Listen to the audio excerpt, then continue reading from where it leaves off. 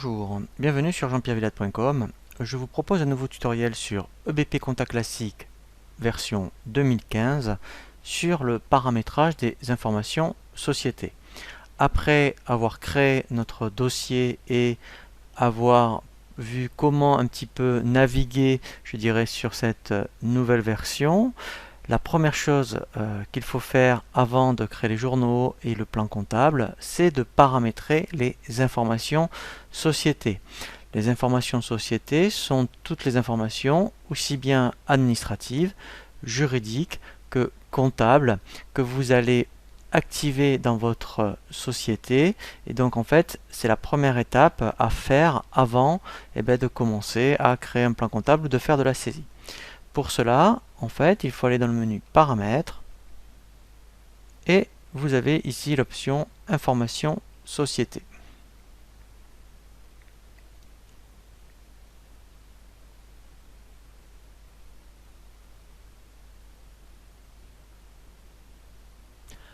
Nous allons donc aborder toutes les options qui se trouvent sur l'arborescence à gauche. Donc, quand vous commencez à créer votre dossier, vous avez indiqué les informations administratives. Si vous n'aviez pas tous les éléments pendant la création du dossier, vous pouvez à tout moment, par les informations société, compléter ou modifier les coordonnées, par exemple. Donc ici, vous voyez, vous pourriez très bien compléter le téléphone, le mail. Ensuite, pareil pour tout ce qui est identification. Au niveau des informations administratives, ici, effectivement, vous indiquerez votre SIRET, votre code APE et votre capital. Très important, les informations de TVA. C'est ici que vous allez indiquer votre numéro de TVA intracommunautaire si vous en avez un. Et ici, vous allez indiquer après quelle forme de société vous avez. Alors, c'est vrai qu'il y a peu de choix. Donc, si vous êtes en autre que individuel, SA ou ici SA, vous mettrez autre redevable. Par exemple, si vous êtes en société commerciale, en SARL, vous mettrez société. Si vous êtes en URL, pareil. Tout ce qui est différent de ces informations, vous mettrez autre redevable. Donc moi, mettons, je vais mettre société autre que SA. Ici, ce sont toutes les informations que vous allez retrouver sur la déclaration de TVA. Donc c'est très important, si vous voulez faire une déclaration de TVA, il faut absolument l'indiquer. Donc là, je vais mettre, je dirais, des informations fictives, mais vous, en fait, ces informations, vous allez les retrouver dans votre déclaration de TVA. Donc là, voilà, je finis. Alors, une information que vous n'aurez pas au niveau de votre déclaration de TVA, c'est le ROF TVA. Ça veut dire référence obligatoire fiscale. Si vous télédéclarez, effectivement, il faudra contacter le service de vos impôts qui vont vous donc donner ce numéro. Donc là, je ne l'ai pas pour ce dossier de démonstration. Même principe pour l'IS, puisqu'on peut télétransmettre aussi la déclaration sur l'impôt sur les sociétés. Il suffit de contacter vos impôts et ils vont vous donner le ROF. Vous avez une nouvelle option, devise du dossier, où là, effectivement, vous pourrez indiquer la devise de votre dossier. Le paramétrage EDI, c'est pour la télédéclaration. Donc, si c'est vous-même qui télédéclarez, dans ce cas-là, vous prendrez l'entreprise. Et en fait, il faudra réindiquer ici les coordonnées. Pareil, donc si c'est votre expert comptable, vous indiquerez expert comptable. Si c'est un partenaire, vous indiquerez autre tiers déclarant. Ici, effectivement, si il y a un intermédiaire entre vous et le partenaire EDI, il faudra cocher et indiquer ici, même principe, les informations. Et là, il faudra indiquer le partenaire EDI et le numéro d'agrément que votre partenaire va vous communiquer. Donc, vous voyez, mettons, ça pourrait très bien être EBP, puisque EBP a un portail qui s'appelle jedéclare.com. Dans ce cas-là, vous indiqueriez ici EBP. Et ici, si vous souscrivez le service via EBP, ils vont vous communiquer un login et un mot de passe. Si vous avez un centre de gestion agréé, ça peut très bien être aussi télétransmettre à centre de gestion agréé. Et dans ce cas-là, vous indiqueriez ici les informations de votre OGA. Représentant fiscal, là c'est éventuellement s'il y a un mandataire ou un liquidateur, donc là on indique les coordonnées. Le logo, alors en compta, c'est vraiment facultatif. On verra justement par contre, quand on abordera EBP Gestion Commerciale 2015, eh bien, comment indiquer le logo ici et ensuite effectivement personnaliser vos documents. Vous pouvez mettre les coordonnées de votre expert comptable. Donc là, c'est le cabinet et ici, c'est le nom de votre expert comptable. Donc si vous télédéclarer la déclaration de TVA avec EBP, il faudra absolument mettre les coordonnées des impôts. Alors, soit le centre des impôts, soit le SIE, donc qui est le service des impôts des entreprises. Donc, en fonction des cas, vous remplirez soit l'un, soit l'autre. Les options comptables, donc ça c'est très important. Ici, donc c'est pour les à nouveau. Donc, vous laisserez avec détail, je vous le conseille. Par contre, mode de génération, donc ça ne sera pas à la création, ça sera à la clôture. Parce que si vous débutez un nouvel exercice, une nouvelle activité, vous n'aurez pas d'à nouveau la première année, vous les aurez quand vous allez clôturer. Et si vous récupérez une compta, eh bien en fait, vous allez générer les à nouveau à la clôture. On verra comment par contre saisir les à nouveau, je dirais, d'une activité précédente avec une balance d'ouverture. Le mode de mise à jour, donc moi vous pouvez faire soit manuel, c'est-à-dire que c'est vous-même qui lancez l'opération, soit automatique. Alors moi je vous conseille de prendre automatique en fait. Pourquoi? Parce que dès que vous allez lancer la clôture de l'exercice, il va générer les à nouveau automatiquement.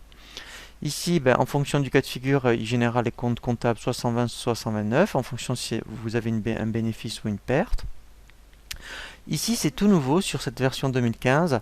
Maintenant, il y a un nouveau format de fichier par rapport aux impôts, donc c'est le format L47. Donc il n'y a que ce format-là que peut lire les impôts. Donc si il vous demande de fichier d'archives, donc voilà, là il sera automatiquement dans le bon format. Ensuite voilà, donc là c'est pour les PDF.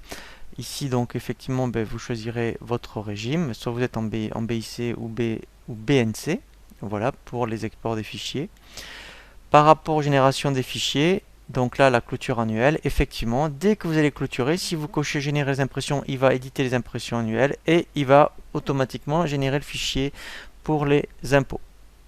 La consultation, donc là il n'y a vraiment rien de particulier. L'environnement de saisie, donc là c'est pareil, on laisse par défaut. Voilà, ce qui est très important, c'est la fiche compte. Ici c'est la longueur des comptes.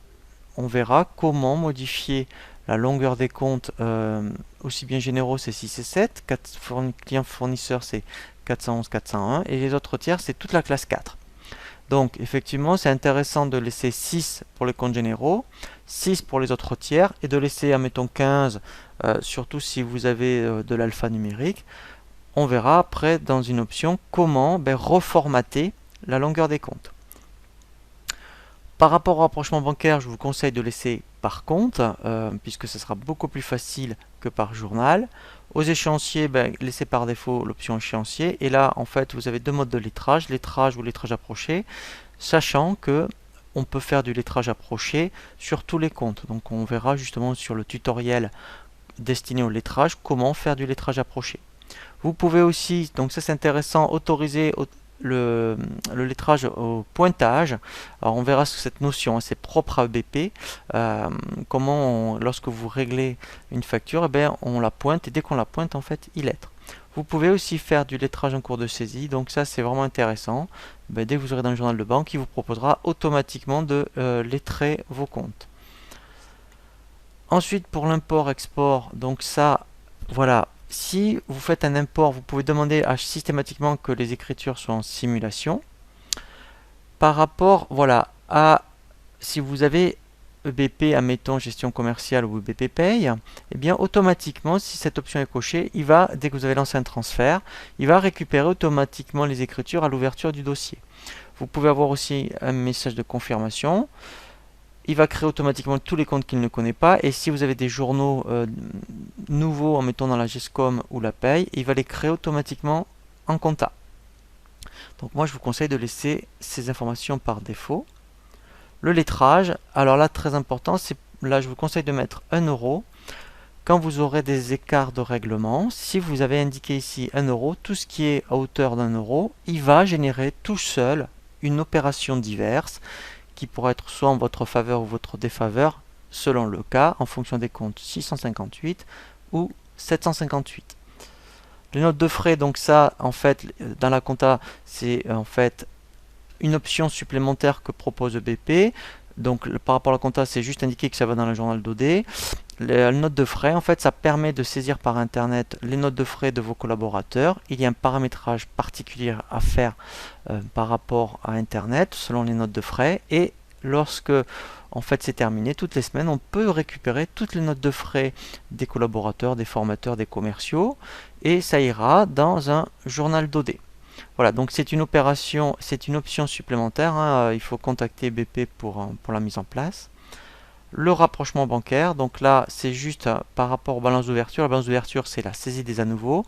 Si vous cochez ignorer les lignes de balance d'ouverture, ça veut dire que tous les comptes, tout ce qui a été saisi dans le 512 sera ignoré par rapport à votre compta dans les à nouveau. Donc moi je vous conseille de ne pas le cocher, puisque normalement il faut qu'il en tienne compte dans les à nouveau. Les règlements, donc là effectivement, alors on peut avoir plusieurs modes de règlement. Ici il faut mettre le mode de règlement par défaut. Donc si le plus souvent vous réglez par chèque, vous laissez chèque. Par contre, très important, il faut créer au moins votre banque principale. Donc on peut le faire à ce moment-là. Donc on fait ajouter. Voilà. Donc si vous êtes, mettons, la Banque Populaire, vous pouvez mettre BPA, mettons. Ici vous allez mettre Banque Populaire. Et très important, c'est surtout l'onglet comptabilité. Ici vous pouvez déjà créer le compte comptable. Alors je vais créer, mettons, le 512 300 par exemple. Voilà. Donc là je mets 512 300. Je vais l'appeler Banque Populaire.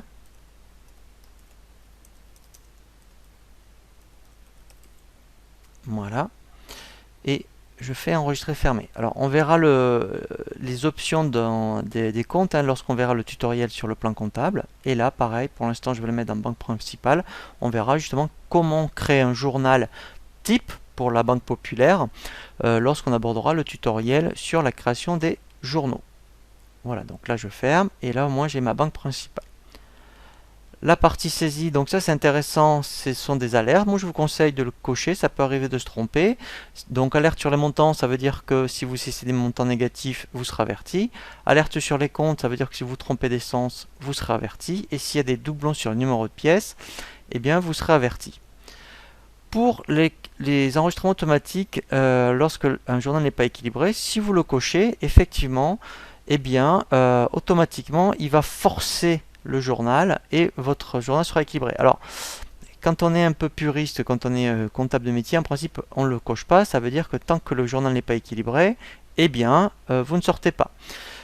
Si vous avez saisi, mettons, pas mal d'OD et que à la fin de 1 heure de saisie, c'est pas équilibré pour quelques centimes, vous pourrez dire, je reviendrai dans quelques temps, je le coche, comme ça au moins je pourrai sortir. Par contre, il faut absolument noter quelque part que le journal d'OD n'est pas équilibré et faudra revenir dessus. Voilà. Ici, le journal par défaut. Si vous voulez systématiquement commencer la saisie par les achats, mettons, eh bien vous cochez, mettons, achat. Le compte d'équilibrage. Donc là, effectivement, si vous aviez coché enregistrement automatique, vous pouvez dire, eh bien moi, donc il faut d'ailleurs mettre le compte 471, qui est un compte d'attente. La saisie guidée, donc on verra justement les différents tutoriels sur la saisie guidée et saisie pratique. Donc là, la saisie guidée, quand on met en place des guides, si votre guide n'est pas équilibré, ici vous dites, moi, je veux quand même utiliser mon guide, je viendrai le modifier un peu plus tard, mais en attendant, je mets mon compte 471. Sinon, ici, vous dites, moi, je vais utiliser le même compte que j'ai utilisé dans l'onglet saisie, et donc par défaut, il ira mettre le compte 471. La saisie pratique, alors on verra ce que c'est la saisie pratique. Effectivement, c'est la saisie par libellé, donc c'est pour, entre guillemets, les non comptables. Donc par défaut, les journaux sont paramétrés. Ici, il n'y a rien à faire. La situation des comptes clients, donc là, c'est par rapport aux lettres de relance. Vous avez 3 niveaux de relance. Vous pouvez modifier le contenu des courriers ici.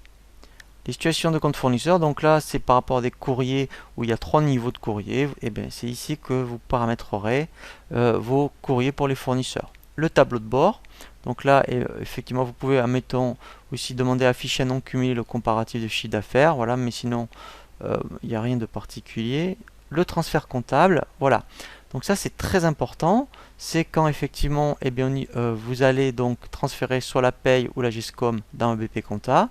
Moi je vous conseille de cocher autoriser la déliaison. Pourquoi? Parce que si vous ne le cochez pas, si vous vous êtes trompé dans les comptes en GESCOM ou sur la paye, quand vous allez être transféré en compta, vous ne pourrez plus les modifier. Alors que si vous autorisez la déliaison, eh bien en fait vous aurez la main en comptabilité. Vous pouvez même choisir un statut des écritures transférées, soit simulé ou validé. Sinon, si vous laissez comme ça sera en mode brouillard. Et ici, vous pouvez cocher, je vous le conseille, récupérer automatiquement les écritures à l'ouverture du dossier.